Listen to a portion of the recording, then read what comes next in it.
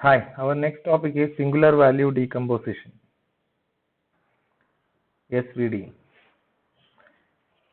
Mathematically, singular value decomposition is the transformation of a matrix X into these three pieces U, S and V. U is known as the left singular matrix, V is the right singular matrix, and S is a diagonal matrix. S contains values sigma 1, sigma 2, etc., sigma d, and all zeros. X is a n by d matrix, and you have this property that U transpose equal to 1 and V transpose equal to 1. Actually, I, the identity matrix.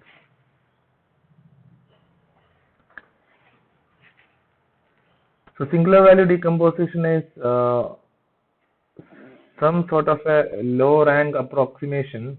First, let's talk about the rank of a matrix. For example, the rank of this matrix, it has three columns, 273, 273 and 273.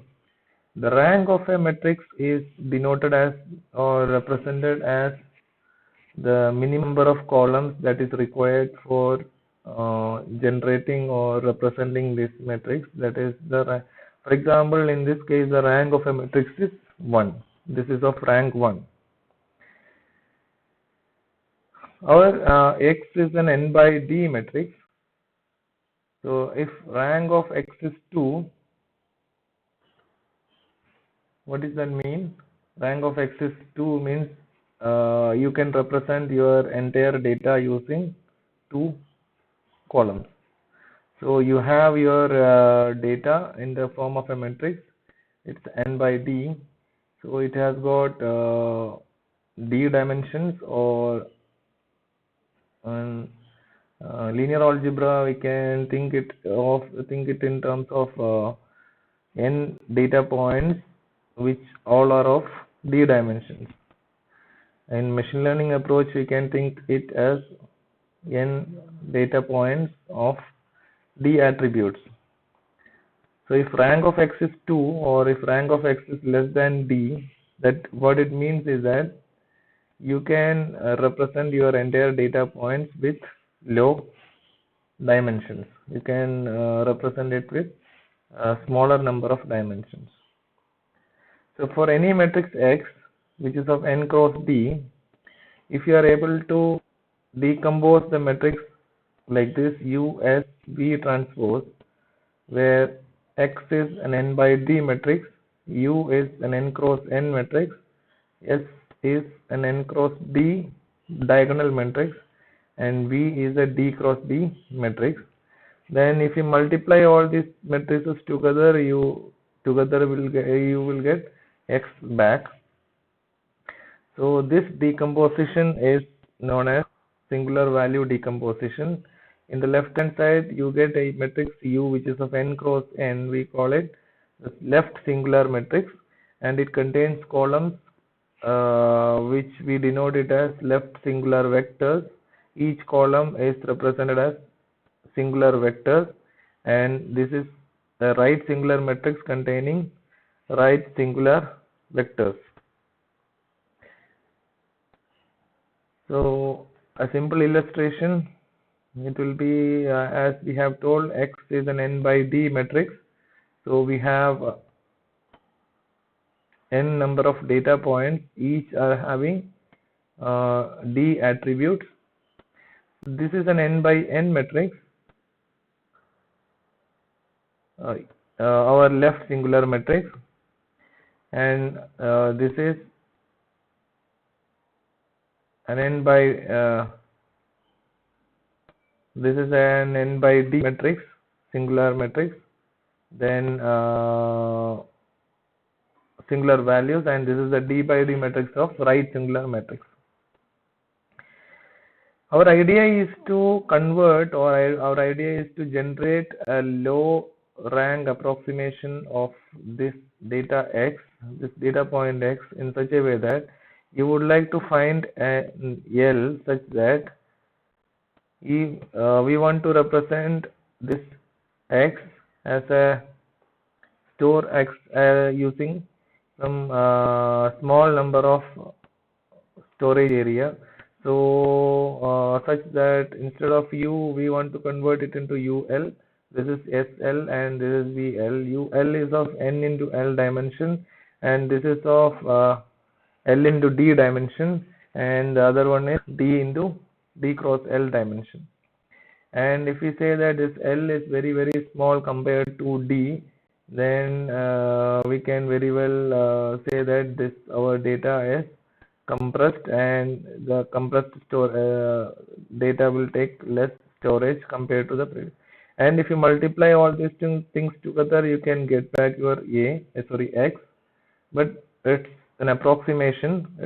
No, it will not be exactly your original data point data X. It will be an approximation to X.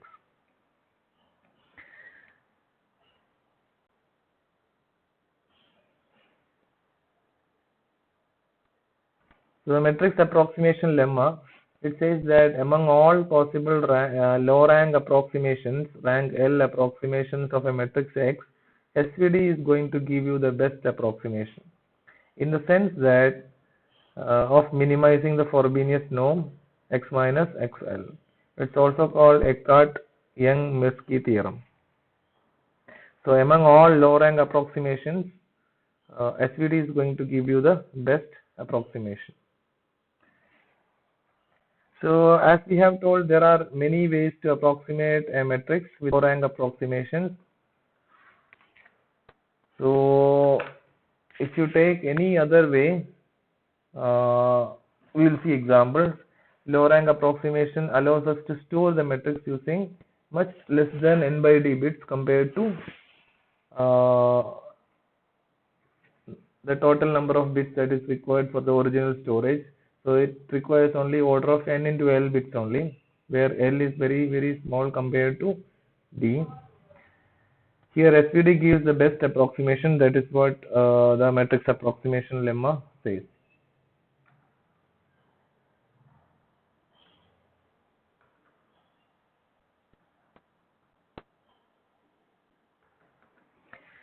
Let's look at a simple demonstration from our notebook. So this is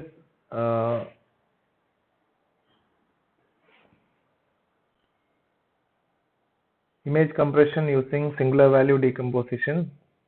So let's see this. Here we are using an image. This image itself is the data here. So this image is first converted into grayscale. You have opened the image from Google Drive, and the image is converted into grayscale. You want to work with grayscale data. Then once the image is converted into grayscale, you convert this image into NumPy array, and you can see that now this is of a NumPy. This image mat is a NumPy array of our entire image. Now once you have this, you compute the SVD of that matrix.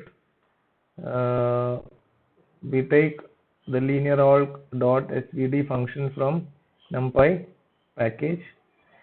Your left singular matrix, right singular matrix, and the singular values, which is of diagonal matrix. So this is something very similar to the plot which we have seen in case of PCA. Here you can see that the number of singular values that is required to reconstruct your image number of singular values to reconstruct your image that is required is almost equal to 20, 25 or 40. So for all the other even after the reconstruction, the error rate will be similar. So computing an approximation of the image using the first column and of U and first row of V will be like this.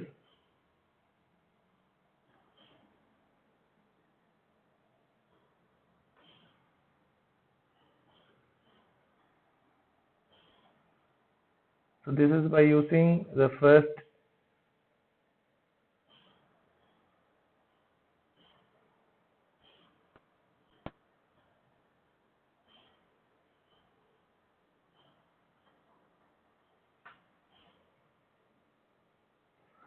by using the first 50 rows and first 50 columns, first 50 rows of U and first 50 singular values and first 50 rows from V matrix, we are able to reconstruct our image in a much better way. So the approach SVD error is 1625.45. In this approach, that is the error.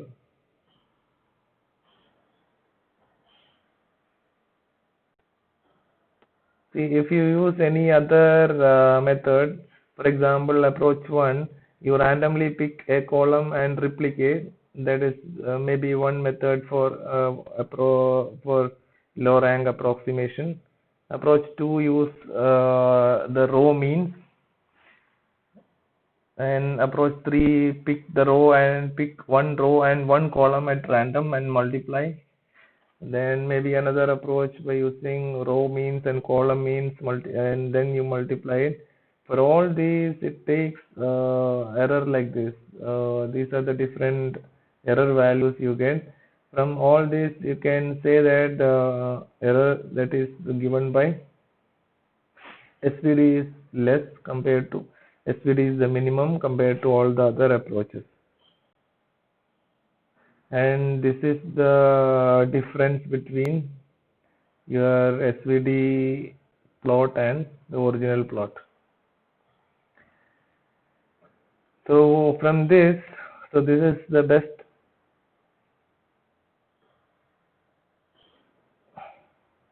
for n equal to 5, n equal to 10, n equal to 15, etc. If you take different values of n, then your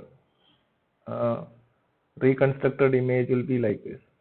So you can see that for n equal to 5 or n equal to 5, the reconstructed image is having much more error than n equal to 10. And once you take some value very near to n equal to 50, and that much is enough for representing your or for reconstructing your image, and the error is minimum that we have already seen.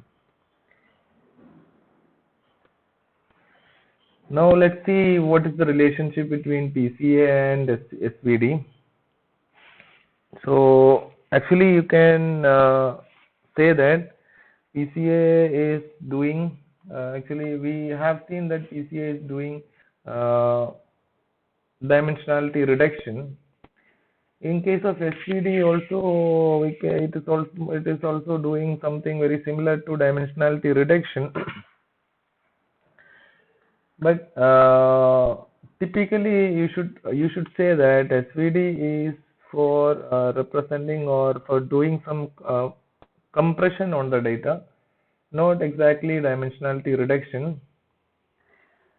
But mathematically, if you think these two are going to do the same thing, assuming that x is centered and the principal components are equal to the right singular vectors of x, then this is already we have discussed in SVD. Let's say you have x equal to u s v transpose. Let's say let's take x transpose x. Then x transpose x is equal to u s v transpose, the whole transpose u s v transpose, which is equal to v s transpose u transpose, sorry, u transpose u transpose u s v transpose, which comes to be U transpose, here it is U transpose U. So U transpose U will be 1, so it will be BS transpose ST, and S transpose S will be your, because S is a diagonal matrix, you will get it as this is S transpose S will be S square, which is sigma 1 square, sigma 2 square, etc., sigma D square. So it will come out to be V D V transpose, where D is sigma 1 square, sigma 2 square, sigma 3 square, etc. What it essentially means that V D V transpose, then let's say if you multiply X transpose X with this V, it will be something like V D V transpose V. So it will be X transpose X V equal to V D. So you take one vector out of this V, the X transpose X is a matrix which is sample covariance maybe, and V will be your right singular matrix. Out of that you take the first vector V1, then it will be similar to V1 into sigma 1 square. So this is a matrix, this is a vector, this is a vector, and this is a scalar quantity. So the solution to this, we know that this is the, it will be the eigenvalue decomposition of this matrix X transpose X. So it's very clear that the matrix, if you write X transpose X as A, then you can write it as A B1 equal to B1 sigma 1 square. So sigma 1 square should be the eigenvalue of this vector, and B1 should be the eigenvector corresponding to it. So similarly, the relationship of this with the vector U, the right singular vector. So from you can say that the first singular value, sigma 1, is the eigenvalue corresponding to X transpose X, and first right singular vector is the eigenvector corresponding to sigma 1 square. So that essentially explains the relationship between PCA and SVD. So in case of SVD, we are not directly using, converting it into what is known as eigenvalues and eigenvectors, but it turns out that ultimately, mathematically, it turns out that this is once again the eigen decomposition, or it's the eigen decomposition of X transpose X, our sample covariance matrix. Singular value decomposition is generally used as a data compression technique, but we can use this for implementing principal component analysis as well. Let's quickly go back to the Python notebook and see another example where we can use SVD for SVD as a recommendation system. People or the systems use recommendation systems are used for recommend products that users will like or to the right user. So it's possible to recommend as a user's need, or the type of data that user is are going to buy or going to like. So that sort of, for example, we use this data. These are some people, and these are the things they have bought already. And these things are null, means they have items have not been bought. So we convert this data into 1 or 0. 1 means people have bought this, 0 means people have not taken this. So by using this data, you can actually convert this data. We replace the blanks with zeros, knowing that these values we need to estimate, and what is the chance that this 0 will be 1, etc. That is what we need to identify. There are many recommendation algorithms. The best